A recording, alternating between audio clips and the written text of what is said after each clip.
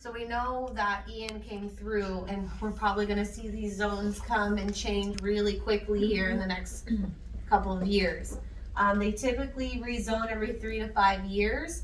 I'm sure they'll be rezoning. But here are the high-risk zones you guys should be looking for if you're seeing paperwork or requests or anything. It's good to know. Zones A, AE, A1 through A30, AH, AO, pretty much all the A's, and then V and VE. So these areas have a 1% chance of annual flooding and a 26% chance of flooding over 30 years. This is probably old news, because I'm going to tell you the really fun fact. So much of the flooding that occurred from Hurricane Ian was in flood zone X, which is the one right below, the moderate to low flood zone. So when we're talking about A's, E's, all of these numbers up here in the high risk zones, this hurricane hit and it had a catastrophe cause to the ones that are in the least likely to have a flood.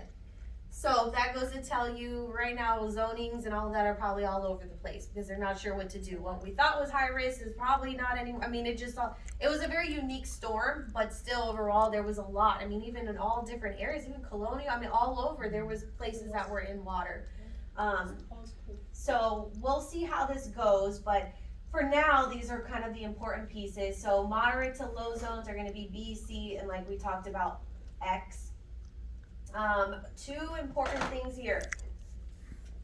I guess maybe I should ask you that. No, I've been asking you guys a lot. So we'll just get through this quickly.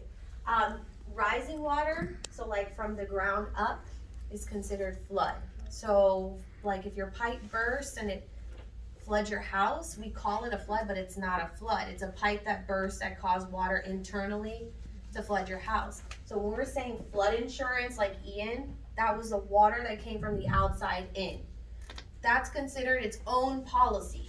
Flood insurance has its own policy, so that all of those rising waters that hit all of these zones X that didn't even think they would have a flood, all of those people that didn't have flood insurance didn't have coverage.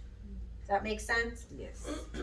So when we're talking about homeowners insurance, if there's like a hurricane that comes through, pulls off the roof, and then you have water damage coming through, or there's a leak from a hurricane or a storm, that's not flood. That's going to be from the water outside, from the top down, and that would be covered under your homeowner's policy. So we're just strictly talking about the dirty water coming up from the ground up. All right? So other than that, I mean, that's really it. You guys know about assignment of flood, you know about